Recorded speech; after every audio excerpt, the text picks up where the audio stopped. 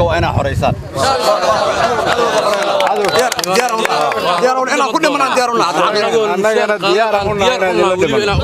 ra-iisul wasaaraha xukuumadda federaalka Soomaaliya mudane Xasan Cali Khayre oo weheliyaan xubno ka tirsan golihiisa wasiirada madaxweynaha maamulka Koonfur Galbeed xildhibaano ka tirsan baarlamaanka taliyaha ciidanka xoogga dalka gudoomiyaha gobolka Shabeellada Hoose iyo saraakiil kale ayaa maanta booqasho dhiirigelin iyo isxog waraysi isugu jirta ugu tagay cutubyo ka tirsan ciidanka xoogga dalka kuwa oo lagu diyaarinayo saldhigga Balidoogle si ay deegaanada gobolka Shabeellada Hoose uga xoreeyaan maleeshiyaadka argagixisada Al-Shabaab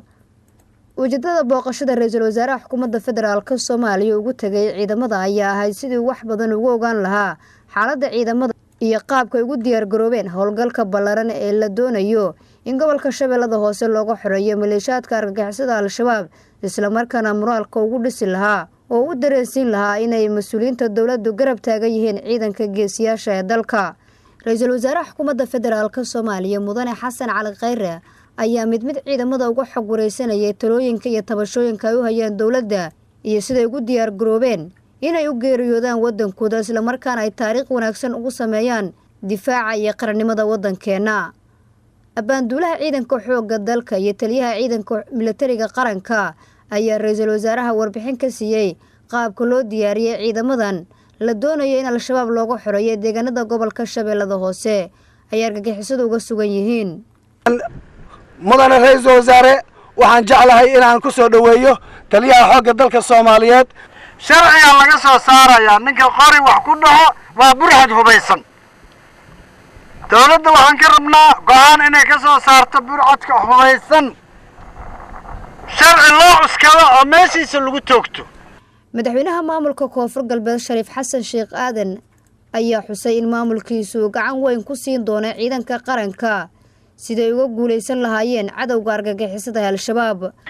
runtii ummadan way rafaaday ma socon karto ma shaqaysan karto weel ay mari karto ma jirto karaama beel adduunka korkiisa aan ku dhaanay karaamadeena soo celiya idinka soo celin kartaan idinkaana karaamadii horena keenteen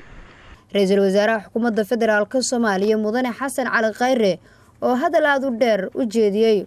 oo isugu jirtay dhiirigelin iyo dardaaran ayaa tilmaamay in dawladda Soomaaliya ka go'an tahay bixinta mushaaraadka iyo xuquuqda ciidanka ayna dawladdu ka shaqayn doonto sidii loo midayn lahaa mushaarka ciidanka oo ay dawlado kala duwan ay qaarkood bixiyaan mushaarkooda xukuumaddu waxay idin ballan qaadaysaa in bil walba marka ay dhamaato aad heshaan mushaarkiin waxaan rabaa inaad ogaatiin si aad u heshiin in la sugo duruufihii noo idil waa inaan nabadgelyada dalka wax ka qabanaa haddii aan isbaarooyinka qaadno shabaabka aan ka adkaanno dalkoo dhan aan isku furno waxaa suurtagelaysa in canshuurtu ay kor u kacdo canshuurta hadday kor u kacdo waxaa suurtagelaysa inaan jidad ka dhisanno isbitaallada dhisanno iskuullada dhisanno mushaarkiinna aan bil walba si joogtaa u bixinno idiinna kordhinno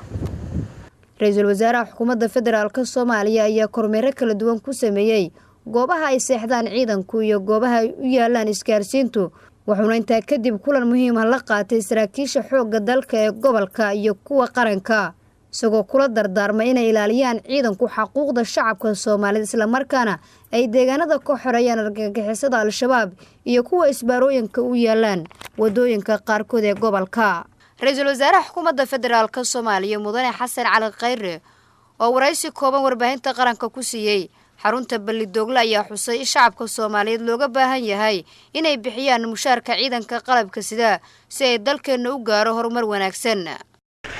waxaa ii soo baxday in dalal kala duwan ay ku taageeraan dawladda Soomaaliya in mushaarka ciidanka ay ka caawiyaan waxaa ii soo baxday qof walba oo askari ah oo dawladda Soomaaliya mushaar ay siisay in mushaarkiisii ama mushaarkeedii soo gaaray laakiin wadamada caawiya darteed ay qaar uga maqan yihiin waxaan dadka Soomaaliyeed u sheegayaa ciidanka Soomaaliyeed waa inaan annagu mushaarkooda bixinaa dadka Soomaaliyeed waa inay isku tashadaan waa inaan annagu qaaraamanaa mushaarka ciidanka